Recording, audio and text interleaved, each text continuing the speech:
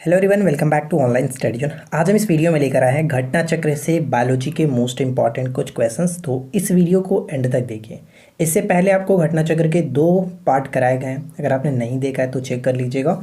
और ये पीडीएफ आपको डायरेक्ट इस पीडीएफ को हम लोग टेलीग्राम पर अपलोड कर देते हैं, तो टेलीग्राम आप ज्वाइन करके रखिए इस पीडीएफ को पाने के लिए। तो चलिए इस वीडियो को शुरू करते हैं। सबसे पहला क्वेश्चन कह रहा है कि विभिन्न संस्कृतियों के वैज्ञानिक विवरण के तुलनात्मक अध्ययन को क्या कहते हैं। तुलनात्मक अध्ययन को हम लोग इथनोलॉजी के नाम से जानते हैं, इथनोलॉजी। और इन सभी के बारे में भी हमें जानना ज़रूरी है। तो चलिए यहाँ पर हम देख लेते हैं सभी का मतलब क्या होता है। इथनोलॉजी में विभिन्न संस्कृतियों के वैज्ञानिक विवरण की तुलनात्मक अध्ययन किया जाता है। इथनोग्राफी की बात करें तो किसी विशिष्ट संस्कृति का अध्ययन किया जाता है। इथोलॉजी के अंतर्गत मानव सहित सभी जंतुओं के व्यवहार का अध्ययन किया जाता है इथोलॉजी के अंतर्गत। और इथिक्स क्या होता है, इथिक्स में नैतिक आचार और कर्तव्यों का मनोवैज्ञानिक अध्ययन किया जाता है। तो ये चारों इंपॉर्टेंट है, चारों को ध्यान में रखना। अगला क्वेश्चन देखिए, पृथ्वी पर सबसे पुराना जीव कौन सा है। पृथ्वी पर सबसे पुराना जीव कौन सा है। ऑप्शन ए नील हरित शैवाल। यहाँ पे राइट आंसर बन जाएगा ऑप्शन ए। यहाँ पे हम पढ़ सकते हैं, इसके संबंध में कुछ पॉइंट्स लिखा गया कि पृथ्वी पर सबसे पुराना जीव नील हरित शैवाल है। ये ऐसे प्रथम जीव हैं जिन्होंने सूर्य के प्रकाश एवं जल के प्रयोग से भोजन का निर्माण करना प्रारंभ किया था। इस प्रक्रिया से उत्पन्न हुई ऑक्सीजन जैसे वायुमंडल में फैलने लगी, जो अन्य जीवों के विकास में सहायता हुई। नेक्स्ट क्वेश्चन दिया गया, सूची 1 को सूची 2 के साथ मैच करना है। तो चलिए हम यहाँ पे देखते हैं कौन किसके साथ सही तरीके से मैच होगा। उत्परिवर्तन का सिद्धांत यानी कि म्यूटेशन का जो सिद्धांत है वो डी ब्रिज ने दिया था फर्स्ट का 4 के साथ। तो फर्स्ट का 4 के साथ मैच कर रहा है, देख रहे हैं यहाँ पे ऑप्शन बी में। विकास का सिद्धांत की बात करें तो विकास का सिद्धांत डार्विन ने दिया था। एक जीन एक एंजाइम की परिकल्पना विडल और टैटम ने किया था सी का फर्स्ट के साथ। यानी कुल मिलाकर ऑप्शन बी बिल्कुल सही तरीके से मैच कर रहा है। ऑपेरॉन जो अवधारणा है वो जैकब और मुर्नोड ने दिया था, ये भी आपको याद रखना है। एक्चुअली ये 3 बहुत ज़्यादा पूछे जाते हैं, तीनों को याद रखिए, काफ़ी है। अगला प्रश्न है, आर्क्योप्टेरिक्स किन वर्गों के प्राणियों के बीच योजक कड़ी है। आर्क्योप्टेरिक्स जो होता है सरीसृप और पक्षी के बीच के योजक कड़ी माने जाते हैं, यानी ऑप्शन बी बिल्कुल सही आंसर हो जाता है। ठीक है, ऑप्शन बी को टिक करेंगे। अगला क्वेश्चन देखिए, गर्म रुधिर वाले जंतु वे होते हैं जो अपने शरीर के तापक्रम को हमेशा एक सा बनाए रखते हैं, सी यहाँ पे बिल्कुल सही होगा। और कुछ पॉइंट्स यहाँ पे आप इसको पढ़ सकते हैं। समतापी अर्थात गर्म रुधिर वाले वे जंतु होते हैं जिनके शरीर का तापक्रम वातावरण के ताप से प्रभावित न होकर सदैव एक जैसा रहता है। इसके अंतर्गत कौन कौन आते हैं, जैसे पक्षी हो गया, स्तनधारी हो जाते हैं। जबकि जो असमतापी होते हैं इनके अंतर्गत मत्स्य, उभयचर, सरीसृप इत्यादि जंतु आते हैं, जिनके शरीर का ताप जो होते हैं वातावरण के ताप के अनुसार घटता बढ़ता रहता है। नेक्स्ट वन, अदरक तना है जड़ नहीं क्योंकि। अदरक तना है जड़ नहीं क्योंकि इसका कारण ये होता है कि इसमें नोड और इंटरनोड होते हैं। यही कारण होता है कि अदरक तना होता है जबकि जड़ नहीं होता है। तो यहाँ पे राइट आंसर ऑप्शन हम बी को टिक करेंगे। देखिए खास बात यहाँ पे हम पढ़ सकते हैं, देखिए यहाँ पे लिखा गया कि नोड और इंटरनोड का उपस्थित होना तने का विशेष लक्षण है। चूँकि अदरक में ये संरचनाएं पाई जाती हैं, अतः यह कहा जाता है कि अदरक तना है और जड़ नहीं है। ठीक है, आगे बढ़ते हैं। नेक्स्ट क्वेश्चन देखिए क्या है, पौधों द्वारा ली गई विकिरण ऊर्जा जो है निम्न परिणाम देती है। तो यहाँ पे राइट आंसर क्या हो जाएगा, जल का प्रकाश अपघटन, ऑप्शन ए को टिक करेंगे। देखिए यहाँ पे हम पढ़ सकते हैं कि पौधों द्वारा ली गई जो विकिरण ऊर्जा होती है यानी कि रेडिएंट एनर्जी का परिणाम होता है जल का प्रकाशीय अपघटन होता है, जिसमें H2O के अणु टूटकर हाइड्रोजन तथा ऑक्सीजन गैस बनाते हैं और इसमें H2 आयन इलेक्ट्रॉन वाहक का कार्य करता है। जल का प्रकाशीय जो अपघटन होता है प्रकाश क्रम में संपन्न होता है। यही पॉइंट्स इंपॉर्टेंट है, ध्यान रखेंगे। चलिए अगला क्वेश्चन क्या है, नेक्स्ट वन बनता है कि ईस्ट और मशरूम है। ईस्ट और मशरूम क्या है, तो ये दोनों हम कह सकते हैं कि फफूंगी है यानी कि फफूंद। यहाँ पे राइट आंसर बन जाएगा option C. Next one, lichen मिश्रित जीव है। लाइकेन जो कि वायु प्रदूषक का काफ़ी महत्वपूर्ण सूचक माना जाता है, जो बने होते हैं, मिश्रित जीव है जो बने होते हैं। लाइकेन कवक और शैवाल से बने होते हैं, यानी बी बिल्कुल सही होगा और ये मोस्ट इंपॉर्टेंट है, ध्यान रखेंगे। चलिए यहाँ पे देख सकते हैं कुछ पॉइंट्स है, जैसे कि लाइकेन दो पूर्णतः भिन्न वनस्पतियों से बना एक द्वैत पादप होता है। इन वनस्पतियों में से एक शैवाल तो दूसरा कवक होता है, किंतु इन दोनों में इतना निकटतम साहचर्य होता है कि इनसे बना लाइकेन एक ही पौधा प्रतीत होता है। नेक्स्ट वन, हमारे तंत्र में अधिकतम एटीपी अणुओं को उत्पन्न करने वाला पद कौन सा है? अधिकतम एटीपी अणुओं को उत्पन्न करने वाला जो पद है वो है क्रेब्स चक्र। क्रेब्स चक्र ऑप्शन बी होगा राइट आंसर। यहाँ पे देख सकते हैं श्वसन तंत्र यानी कि रेस्पिरेटरी जो सिस्टम है, इसमें अधिकतम एटीपी का पूर्ण रूप भी पूछा जाता है एडिनोसिन ट्राइफॉस्फेट अणुओं को उत्पन्न करने वाला पद क्रेब्स चक्र होता है। यह चक्र कोशिका में माइटोकॉन्ड्रिया में संपन्न होता है। पूछा जाता है कि क्रेब्स चक्र कहाँ संपन्न होता है, तो माइटोकॉन्ड्रिया में संपन्न होता है। इस चक्र की खोज हेंस कैब्स ने किया था 1937 ईस्वी में, ये ध्यान रखिएगा। नेक्स्ट क्वेश्चन बनता है कि निम्नलिखित में से कौन सुमेलित नहीं है? निम्नलिखित में से कौन सुमेलित नहीं है? अगर हम चारों को यहाँ पे पढ़ेंगे तो देखेंगे नीलहरित शैवाल जैव उर्वरक बिल्कुल सही है। क्रायोसोपा जो कि महोर नियंत्रण ये भी सही है। बायो 902 सरसों का एक कार्यक्लोन है और एजेटोबैक्टर यहाँ पे जैव कीटनाशक नहीं होता है, ये पॉइंट यहाँ पे गलत है। चलिए मैं आपको इसके बारे में अच्छी तरीके से यहाँ पे पढ़ के भी समझ सकते हैं। देखिए एजेटोबैक्टर जो होता है एक प्रकार का जीवाणु होता है। इसका सबसे महत्वपूर्ण कार्य नाइट्रोजन उपलब्धता के संदर्भ में, क्योंकि यह मृदा में स्वतंत्र रूप से रहकर असहजीवी नाइट्रोजन यौगीकरण करता है, जिसका प्रयोग पौधे अपनी वृद्धि एवं विकास के लिए करते हैं। तो ये आपको ध्यान में रखना है, ठीक है। तो आपने समझ लिया कि एजेटोबैक्टर जो है वो एक प्रकार का जीवाणु होता है। नेक्स्ट वन क्या कह रहे हैं? अगला प्रश्न है कि मानव शरीर में लगभग कितना प्रतिशत पानी होता है? लगभग 70% पानी होता है, ऑप्शन ए 70%, ठीक है 70%।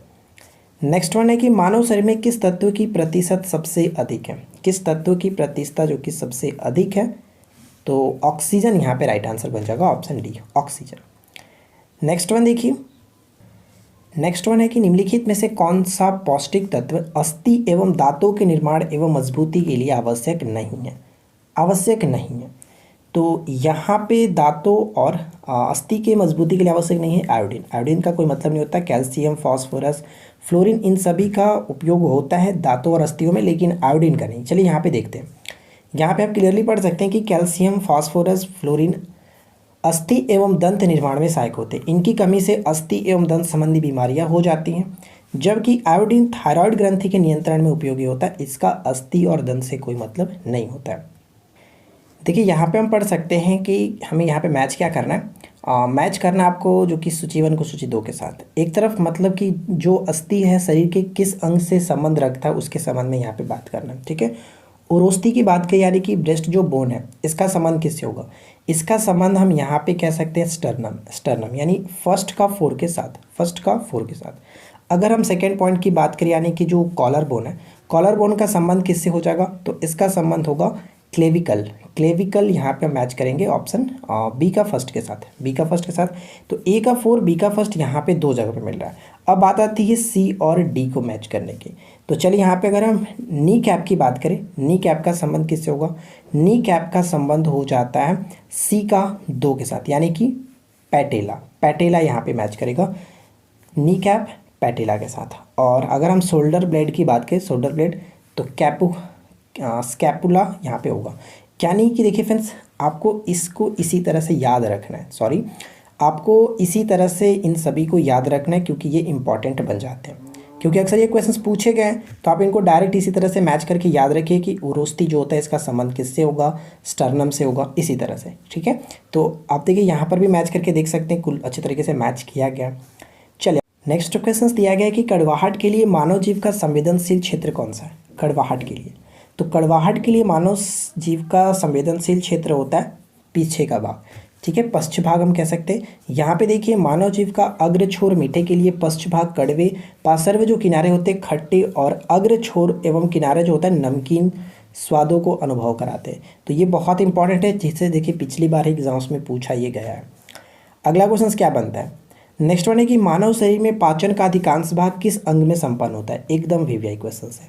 मानव शरीर का पाचन का अधिकांश जो भाग होता है वो कहाँ पे संपन्न होता है, छोटी आंत में, जिसको स्मॉल इंटेस्टाइन कहा जाता है, छोटी आंत में। ठीक है। अगला प्रश्न है कि एंजाइम मूलतः क्या है। एंजाइम मूलतः क्या है, तो एंजाइम मूलतः प्रोटीन होता है। प्रोटीन होता है, C will be right answer, protein होता है। ठीक है, प्रोटीन को टिक करेंगे। और ये देखिए कितनी बार एग्जाम्स में पूछा गया। नेक्स्ट क्वेश्चन, पित्तपिंड कहाँ पाई जाने वाली कोशिकाओं की संहति है। पित्तपिंड, पित्तपिंड अंडाशय में यानी ओवेरी में पाया जाता है। और इसके संबंध में आप कुछ पॉइंट्स जो यहाँ पे देख सकते हैं, पढ़ सकते हैं। ठीक है, चलिए आगे बढ़ते हैं। नेक्स्ट पॉइंट बनता है कि वृक्क में मूत्र की मात्रा का निस्तारण नियंत्रित होता है किसके द्वारा, किस हार्मोन के द्वारा, और वो हार्मोन है ADH hormone. ADH hormone option D. यहाँ पे हम पढ़ सकते हैं पीयूष ग्रंथि से एडीएच हार्मोन का स्राव होता है। ठीक है, एडीएच हार्मोन का स्राव होता है। यह हार्मोन वृक्क से मूत्र की मात्रा के निस्तारण में नियंत्रण हेतु उत्तरदायी होता है। तो ये ध्यान रहेगा, पूछा जा सकता है।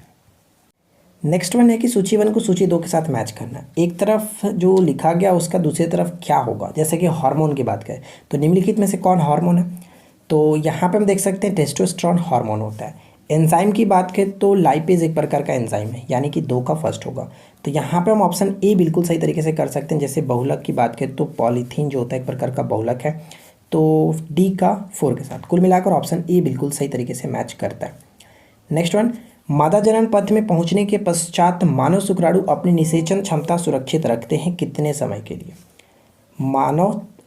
मादा जनन पथ में पहुंचने के पश्चात मानव शुक्राणु अपने निषेचन क्षमता सुरक्षित रखते हैं कितने समय के लिए, तो 1 से 2 दिनों के लिए। 1 से 2 दिनों के लिए 48 से 72 घंटे तक यहाँ पे रहता है। हम देख सकते हैं मादा जनन पथ में पहुंचने के पश्चात शुक्राणु की निषेचन जो क्षमता होती है सामान्यतः 48 से 72 घंटों तक सुरक्षित रहती है। नेक्स्ट पॉइंट बनता है कि प्रकाश संश्लेषण का उपोत्पाद क्या है। प्रोडक्ट की बात कर रहा है। प्रकाश संश्लेषण का उपोत्पाद क्या होता है, तो प्रकाश संश्लेषण में जो अंतिम क्रिया बनती है वो ऑक्सीजन बनता है, यानी ऑप्शन बी को टिक करेंगे। देखिए हम यहाँ पे क्लियरली देख सकते हैं कि प्रकाश संश्लेषण यानी कि फोटोसिंथेसिस वह प्रक्रिया है जिसमें पौधे के हरे भाग सूर्य से प्रकाश ऊर्जा को ग्रहण कर वायु से ली गई कार्बन डाइऑक्साइड तथा मृदा से शोषित जल यानी H2O द्वारा कार्बोहाइड्रेट्स का निर्माण करते हैं एवं ऑक्सीजन को अप्रदान रचना यानी उपोत्पाद बाय प्रोडक्ट के रूप में बाहर निकलते हैं। प्रकाश संश्लेषण की संपूर्ण क्रिया को हम यहाँ पे देख सकते हैं, जो कि इक्वेशंस के थ्रू यहाँ पे समझाया गया। तो इसमें आपको ध्यान रखना है, प्रकाश जो होता है, प्रकाश और पर्णहरित, इसमें हम कैटलिस्ट के तौर पे यूज़ कर सकते हैं, कैटलिस्ट की तरह से यूज़ किया जाता है।